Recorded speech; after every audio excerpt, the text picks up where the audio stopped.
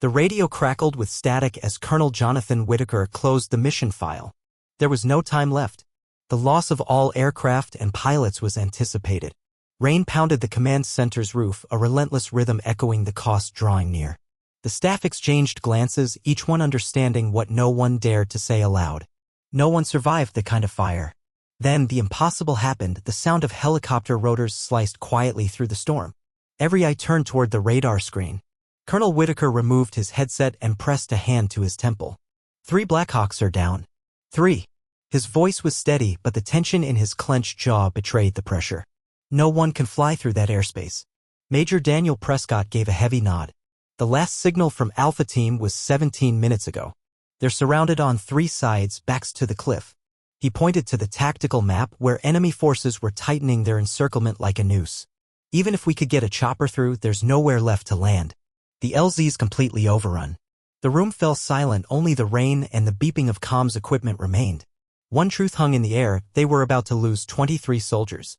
We should report no remaining extraction options, said Lieutenant Colonel Edward Marlowe, already reaching for the secure phone. I recommend declaring total loss and beginning next of kin notifications. A voice rose from the back of the room, breaking through the resignation. I'll bring them back. All heads turned. A figure stood in the doorway, flight suit soaked, short hair dripping down to her shoulders. Captain Amelia Mia Beckett. She had stood there long enough to understand, but not long enough to be invited to speak. A few soldiers exchanged glances, one nodded in quiet respect. But the officers showed only skepticism. Captain Beckett, Whitaker said, frowning. This meeting is for command staff only. I was reporting on the weather when I overheard the situation with Alpha Team, Mia said as she walked in, undeterred. I know that terrain. I can get them out. A long silence followed, then Prescott let out a contemptuous laugh. With what? A magic carpet. He gestured at the map. We've lost 3 birds already. The best pilots we had couldn't punch through that sky. Mia didn't take her eyes off Whitaker. The logistics Blackhawk that arrived yesterday, it's still flight capable. I've checked it. Marlowe laughed. That old bird? Outdated countermeasures, barely meets safety regs. It's for cargo, not combat. It has the range. And I can fly it, Mia said, stepping up to the map. Her finger traced a narrow path through the mountain ridges.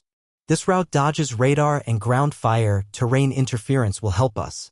Whitaker narrowed his eyes. You know too much about a mission just disclosed, Beckett. A whisper behind her. That's Beckett. Heard she got suspended after Kandahar. Her shoulder flinched slightly at the mention of Kandahar, but her expression stayed firm.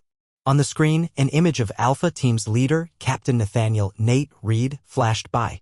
Mia's eyes lingered a moment too long. Whitaker noticed. You know someone on that team, don't you? I know they're Americans, sir. That's enough, Whitaker sighed. Even if, and that's a big if, you get past the fire zone, there's nowhere to land. The primary LZ's compromised and the terrain isn't viable. I don't need to land, Mia replied. I can hover for extraction. Even under fire. I've done it before. The room was silent. Something in her voice made them pause. Whitaker stared at her. Time was running out. Enemy forces were closing in. If I recall, he said slowly, you were reassigned to logistics for a reason.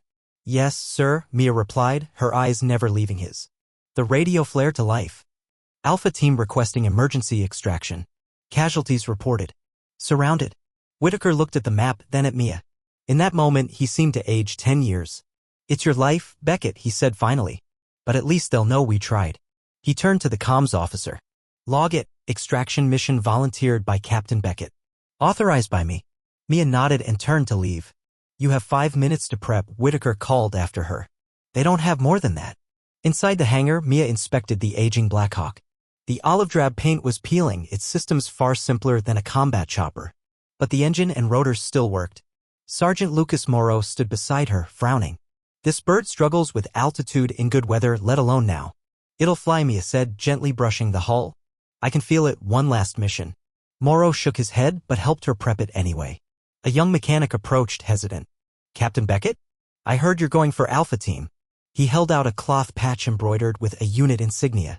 My brother's out there, Private Samuel Carter. Could you take this as a good luck charm? Mia accepted it, her eyes resting on the young man's face, so much like Nate's. I'll bring him home, she said, tucking the patch into her flight suit. They say it's impossible, he murmured.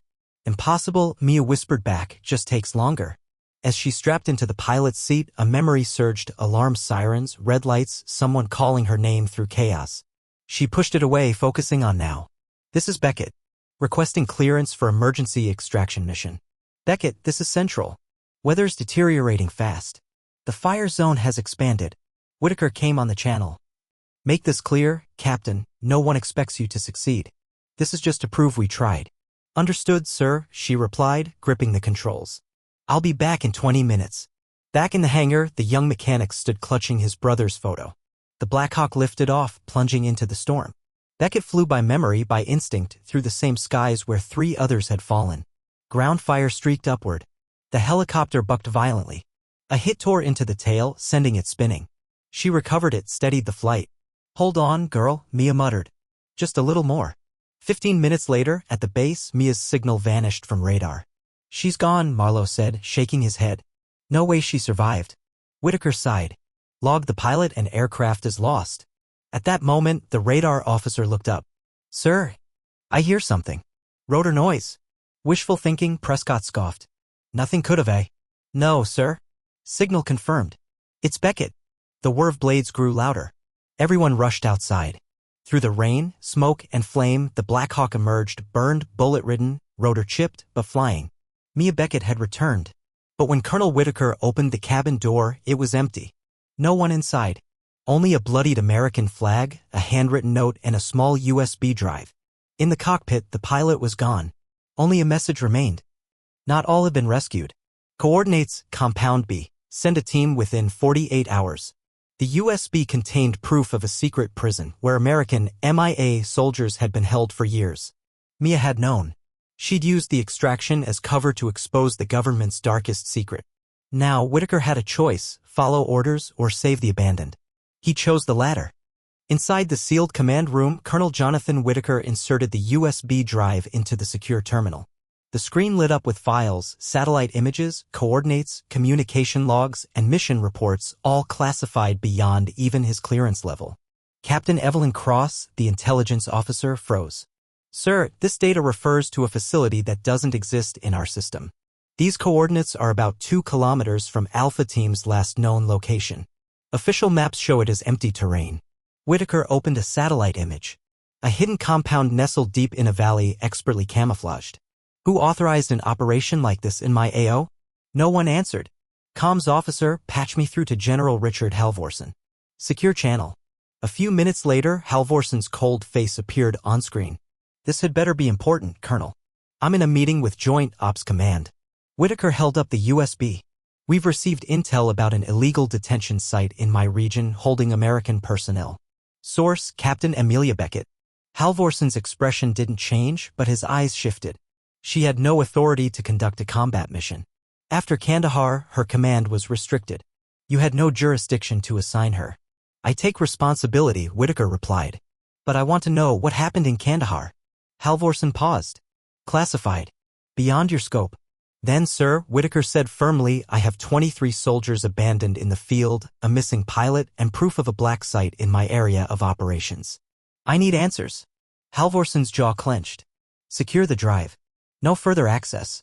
A retrieval team is en route. As for Alpha Team, we'll handle it. And Captain Beckett, he paused, then said coldly. She made her choice. The screen went black. Whitaker stood still for a few seconds. Then turned to Cross. Get me everything on Kandahar. Now. Captain Cross bypassed firewalls and accessed the hidden records. Official report, Beckett was transporting high-level detainees. Aircraft was shot down. She was rescued after 48 hours. Detainees missing. And the unofficial version? Whitaker asked. Cross opened another file. They weren't prisoners. They were American operatives accused of treason being transported to an off-the-books interrogation facility. When Beckett found out, she rerouted the flight to return them safely to base. Our own chopper shot her down for disobeying orders. She saved everyone. Then they reassigned her to logistics. They falsified the records. Whitaker stared at the data. And now she's uncovered another one. Compound B. At that moment, the radar officer looked up. Sir, I analyzed the return flight path of her Blackhawk. It was set on autopilot. Beckett never intended to come back. Whitaker understood. She planned to stay behind. She knew no one would believe her. So she used the rescue as a cover to expose everything. He turned back toward the command room. Prep the extraction teams. We've got 48 hours. Major Daniel Prescott was assigned to lead the primary rescue unit. Captain Evelyn Cross led a smaller team to infiltrate Compound B. Everyone understood this mission defied top-level orders. But no one stepped back. 12 hours later, 5 Blackhawks lifted off into the pre-dawn fog. On the ground, Alpha Team, led by Captain Nathaniel Reed, was still alive, holding a makeshift perimeter under Mia Beckett's direction. Inside the perimeter were 17 others, former detainees from Compound B, secretly freed by Mia.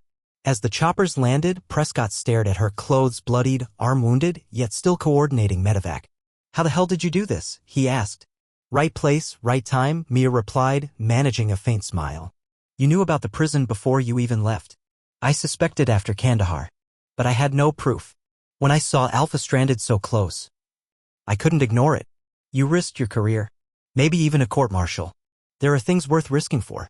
Captain Cross and her team confirmed Compound B had been wiped clean. Recovered data revealed dozens of Americans had been held without due process, some operatives, other civilians, all abused. The helicopters lifted off, carrying Alpha Team, the former prisoners, and Mia, the last to board, pausing to glance back at the compound disappearing into the mist. 3 days later, back at the base, Whitaker received word. General Halvorsen had been suspended pending investigation. The data from Compound B had been forwarded to the Inspector General's office and selected members of the Senate. In his office, Mia Beckett appeared, arm in a sling. "They corrected the Kandahar records," Whitaker said, handing her documents. "You've been posthumously recommended for the Silver Star. Your actions at Alpha are up for additional commendation." "I'm not doing this for medals," Mia said quietly. "But you deserve them." 1 week later, during a ceremony at the base, Mia stood in dress uniform. Alpha Team was present. So were the survivors from Compound B. As the event ended, someone approached, the young mechanic, Samuel Carter. "My brother told me everything," he said. "You went back. Over and over. You saved people no one even knew existed. Why?" Mia looked past him, toward the runway where a new Blackhawk waited. This one was a combat-ready bird, her name painted below the cockpit window. "Because some things," she said, "aren't meant to be left behind." He looked down, gripping the old unit patch, the one she had carried into the fire, now scorched but still intact. "Just like her."